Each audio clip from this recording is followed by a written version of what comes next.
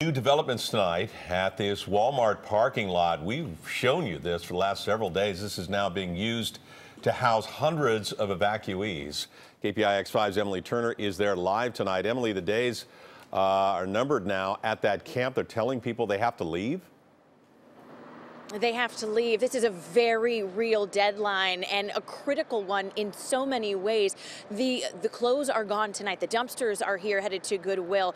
Then tomorrow they'll start ramping back the food. The bathrooms are gone on Sunday, and by 1 p.m. all of these people have to be gone, and they don't have any idea where they're going to go.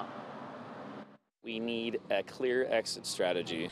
Because there is now a clear deadline on this makeshift settlement outside of the Chico Walmart.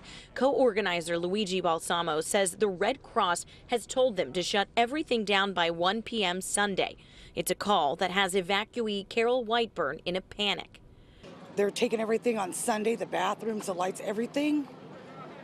I don't know what we're going to do. It's a crisis shared by more than 100 people here.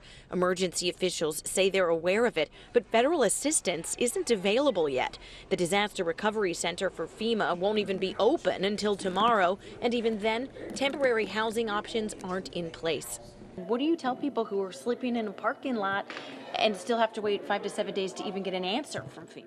I would tell them that our heart goes out to them. We understand the situation that they're in. We are working around the clock to try to help them. But in the meantime, FEMA says shelters are supposed to fill that gap.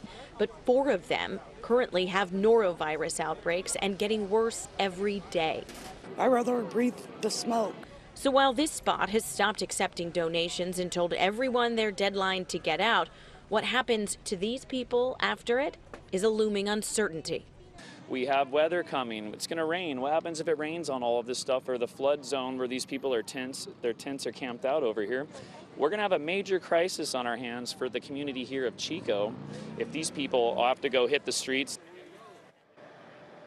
And there are at-risk communities here. I mean, there are people who are in their 80s sleeping in their car. And up until this morning, there was a woman with a 3-year-old and a 3-week-old child sleeping in a tent in the cold. She has been housed, but there are other children here in this camp. Now, we were just told right before air that city officials are now also going to be a part of this enforcement process. They're not going to come in and be aggressive, but certainly there is a very hard deadline here. These folks say they're in limbo that really now feels more like a hell. Reporting live in Chico, Emily Turner, KPIX 5.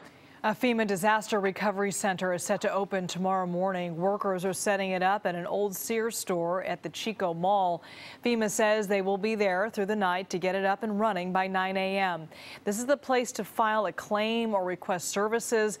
But for the time being, FEMA is only registering people for aid. Help with housing is still at least a few days away.